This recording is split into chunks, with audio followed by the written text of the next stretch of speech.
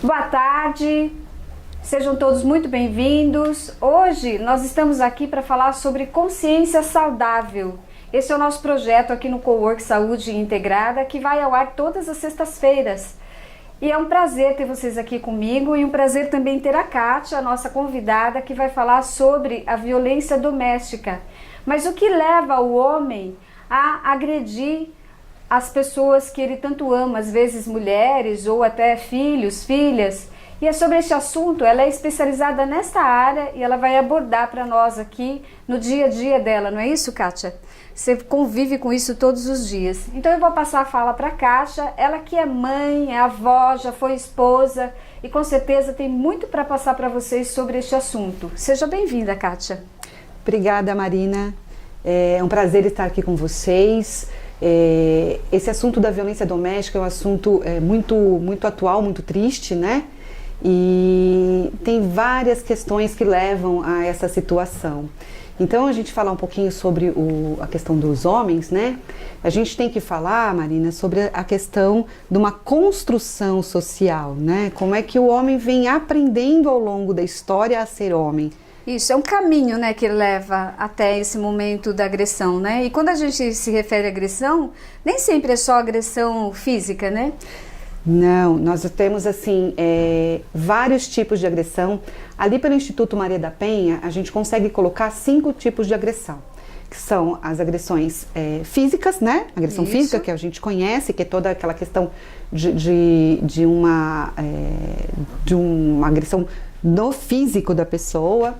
Que essa, inclusive, é mais fácil de identificar, né? Acho que a mais séria são as demais, não é isso? A agressão física, ela é muito grave porque ela pode levar, inclusive, ao feminicídio, né? Dependendo de como é feita essa agressão, né? Desferido, golpes, enfim, que tipo de objeto que é utilizado para essa agressão, pode levar para o feminicídio. Mas existem outras agressões que são tão graves, ou às vezes mais graves, né? Que vão acometendo aí essa família, essa mulher, enfim, que levam a uma destruição do emocional, do psicológico, a pessoa passa a deixar de ser ela mesma. Então são as agressões psicológicas, né, que ela agride toda essa parte, são xingamentos, são chantagens, são proibições, né, a pessoa fala mal da roupa, fala mal de amigos, vai isolando a mulher. Então são várias questões que vão acontecendo dentro da agressão psicológica que vai destituindo a mulher dela mesma, vai fazendo ela perder a autoestima, despersonalizar, vamos colocar essa palavra, né? Ela vai perdendo a própria personalidade, a própria identidade. Kátia, conta para nós um pouquinho sobre essa formação do homem, né? O que leva? Porque eu presumo, porque nós duas somos psicólogas, né? A Kátia está há mais de 17 anos trabalhando nessa área, eu há mais de 30, então a gente fala quase que a mesma linguagem, não é Verdade. isso? Eu fico pensando na construção, né, que leva um homem a ter esse tipo de atitude a partir do momento que ele estabelece um relacionamento com uma mulher. Você pode falar um pouquinho dessa construção psíquica, né, e emocional? Sim. Para a gente poder falar sobre isso, eu costumo trazer uma herança da humanidade, né? Nós entendemos, e nós mesmos como mães, muitas vezes, nós ajudamos nesse desenvolvimento de um comportamento, de um pensamento, de até uma atitude mais machista, né, mais patriarcal, isso. Que é quando a gente fala ali, olha, isso aqui é coisa de menina, isso aqui é coisa de menino, né? O menino então vai sair jogar futebol, o menino pode sair na rua, voltar mais tarde, a menina tem que cuidar da casa, tem que cuidar de outros afazeres, ela é proibida de fazer certas coisas, enfim. Então isso é uma questão histórica. E tem aquela questão do homem não chora, o homem tem que ser forte, o homem tem que ser o provedor, né? O homem é que tem que controlar todo esse ambiente da casa, ele não pode se sentir frágil. Se ele se assemelha a alguma fragilidade que é instituída à mulher, ele acaba sendo ridicularizado entre os amigos. Sim, né? É fato. Então nessa convivência social, por exemplo, nos espaços sociais comuns aos homens, como bares, futebol, outras questões que os homens se reúnem, né, entre eles, é muito comum trazer esse assunto de ridicularização, né, de desrespeito da mulher. Então, se de repente numa reunião social entre homens, um dos homens diz: eu preciso ir embora porque minha mulher não gosta que eu chegue muito tarde, geralmente os outros amigos, eles entram com aquela questão bem machista, né, bem patriarcal, dizendo: não é a mulher que manda, se é minha mulher eu dou um safanão, ela tem que se organizar assim, porque quem manda em casa sou eu, né, eu que sou homem. Então, assim, isso é uma cultura, né, uma história de um desenvolvimento de uma vida inteira. Sim, e é incrível, né, porque eu tive um tempo atrás um casamento e a pessoa estava casando, até estava comentando isso com a Kátia nos bastidores, né. O moço estava casando e ele estava conversando com os amigos, falando exatamente isso. Nossa, agora eu me enforquei de vez, né? Não tenho mais liberdade. E que incrível, porque ele estava lá, né? Por livre e espontânea vontade e, ao mesmo tempo, usando esse tipo de discurso perto da noiva, porque a noiva estava do lado dele.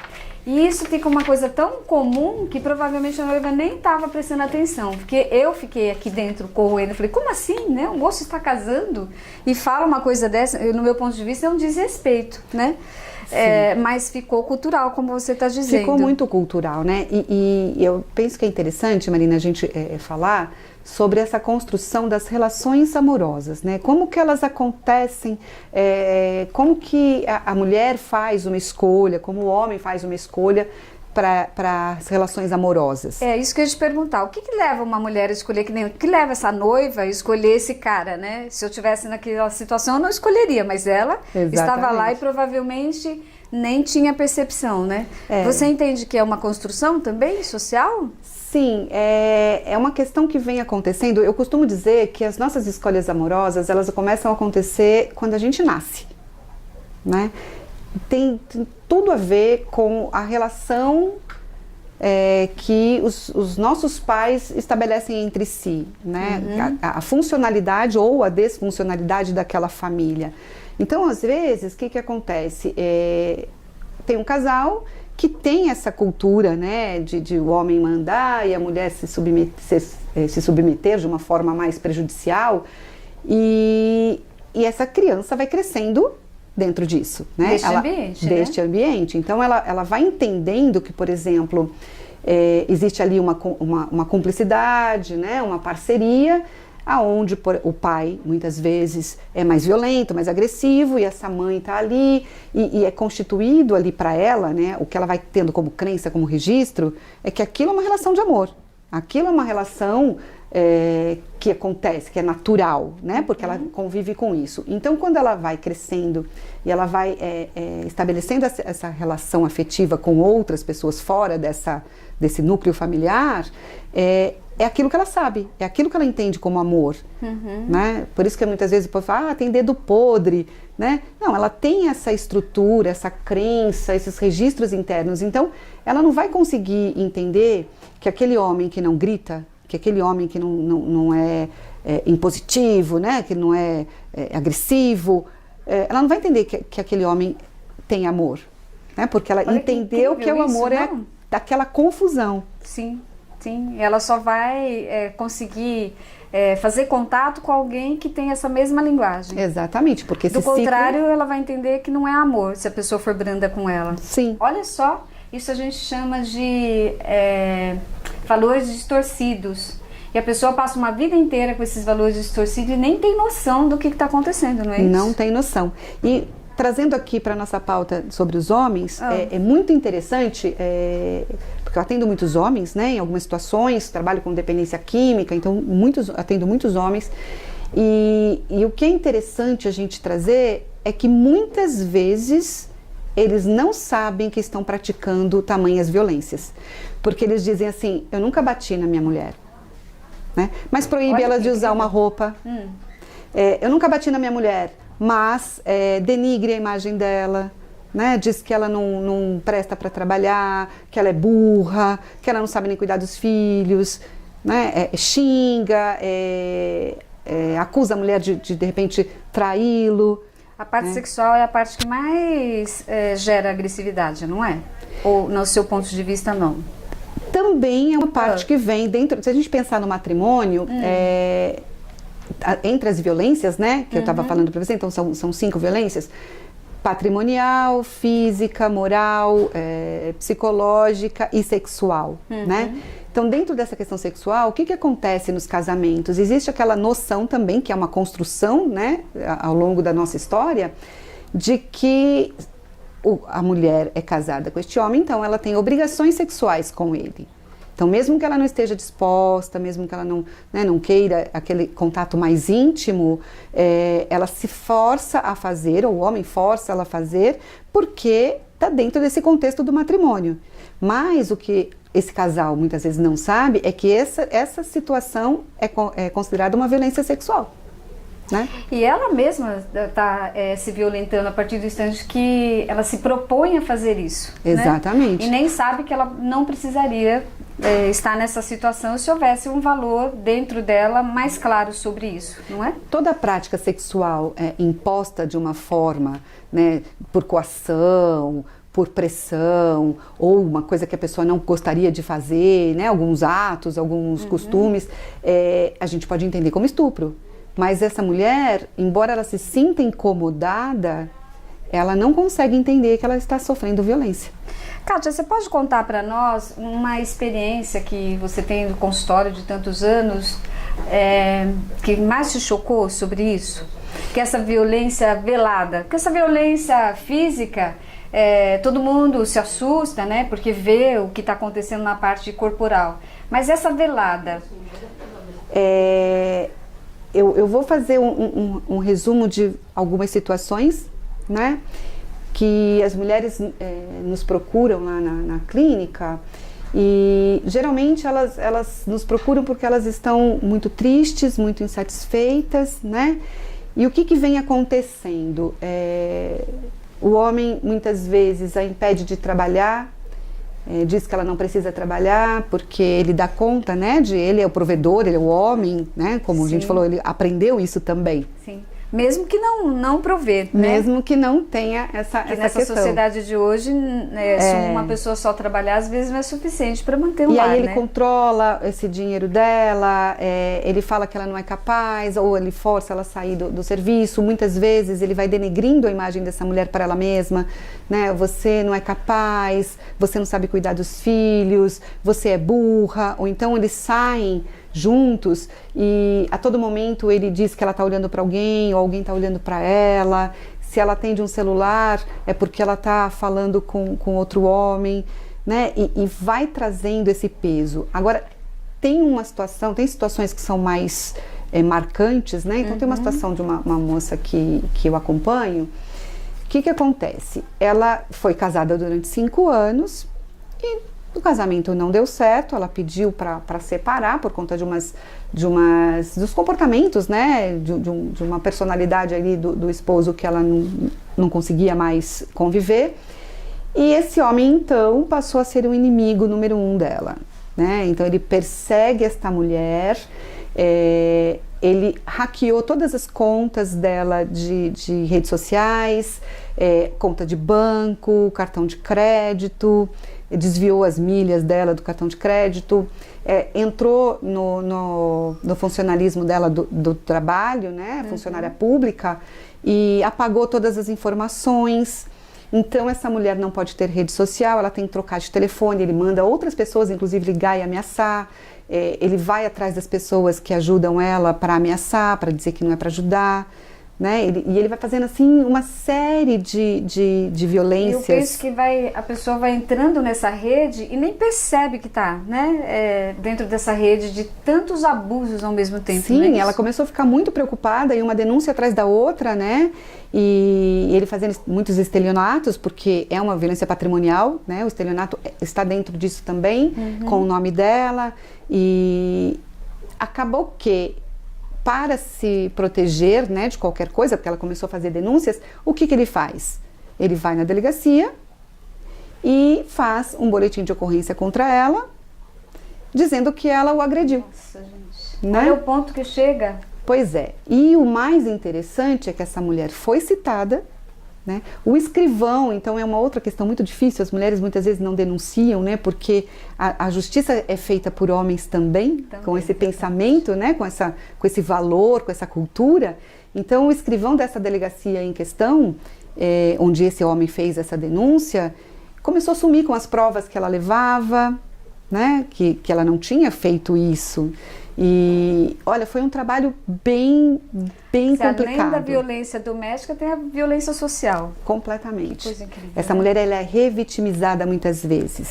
Kátia, conta pra gente um pouquinho sobre os projetos. A Kátia tem uns projetos bem interessantes sobre este assunto. Você pode contar um pouco para nós? Sim, nós temos um projeto que chama Foi Livramento.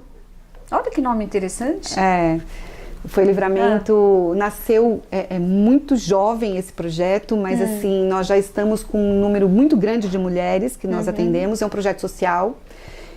Nós atendemos as mulheres de forma voluntária, gratuita, né? Então é um projeto que tem na sua base psicólogas, assistente social, tem médica, tem delegada, né? Tem estagiárias de psicologia, estudantes de psicologia, para fazer o acolhimento. Então a gente faz esse acolhimento mais geral. Nos casos mais sérios, a gente faz um atendimento individual, faz o encaminhamento para a rede, né, dentro das necessidades, faz também esse acolhimento judicial para orientar essa mulher, caso ela precise separar ou tenha alguma questão de denúncia que ela queira fazer. Então é uma equipe multidisciplinar. É uma equipe multidisciplinar que nós temos, né? São todas mulheres, todas voluntárias. Nós atendemos a princípio pelo WhatsApp, mas nós estamos crescendo. Esse projeto não tem 2 meses ainda, então ele é bem novinho. Espero que tenha êxito, porque eu entendo que a sociedade está cada vez mais precisando desse tipo de trabalho. Nós fazemos isso aqui também no Cowork, né? De uma forma diferente, mas trabalhamos assim, com a saúde integrada, né? Quando ela começou lá, desde 96, sempre com esse objetivo, trazer a consciência do que é saudável. Porque nós falamos muito de saúde, mas nós não vivemos a saúde, nós não temos consciência do que é ser saudável. E aí fiz tantos cursos, né? E fiquei pensando o que poderia ser feito para ajudar a sociedade. E aí eu resolvi então plasmar, né, literalmente o que hoje nós chamamos de Cowork Saúde Integrada. Então é um local onde quando a pessoa entra, ela já percebe esse ambiente saudável. E as relações aqui dentro são muito bem cuidadas para que realmente fique essa energia de amor, de parceria, de equipe multidisciplinar, justamente para que as pessoas comecem a perceber se elas estão em ambientes tão diferentes desse, que tem alguma coisa estranha, né? E elas podem começar a despertar e querer mais da vida. Mas para isso elas precisam ver, né, tocar, experienciar. E muitas vezes as próprias mídias, né, ou a sociedade de um modo geral, não proporciona situação nenhuma assim. Então a pessoa tem mais dificuldade de sair deste lugar, não é isso? Sim. Dentro do meu trabalho, né, tanto com a dependência química quanto com a questão das violências, né, contra a mulher,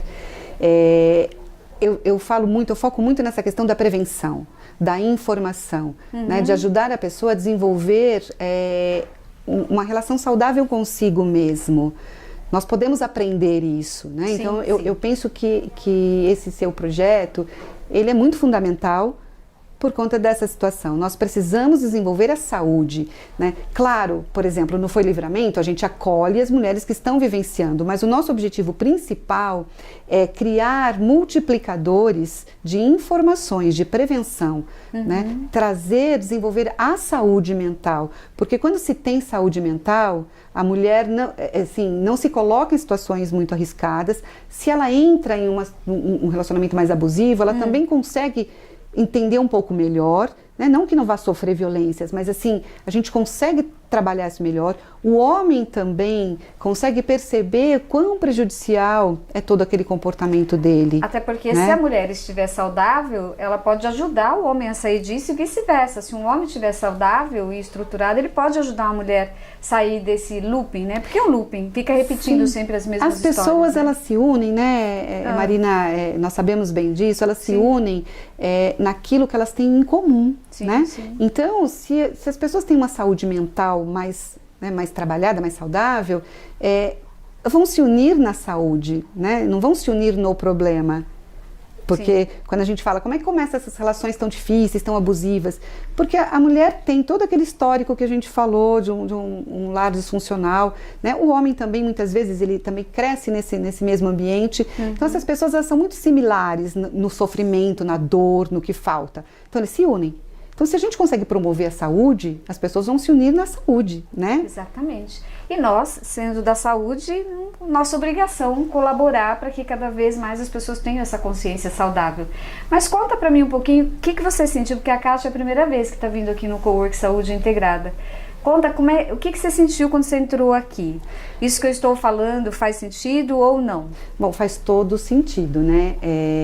Eu entrei aqui e logo na recepção, quando abre a porta, é uma luminosidade tão grande, né? É uma claridade, é um ambiente assim que me trouxe um sentimento de muita paz.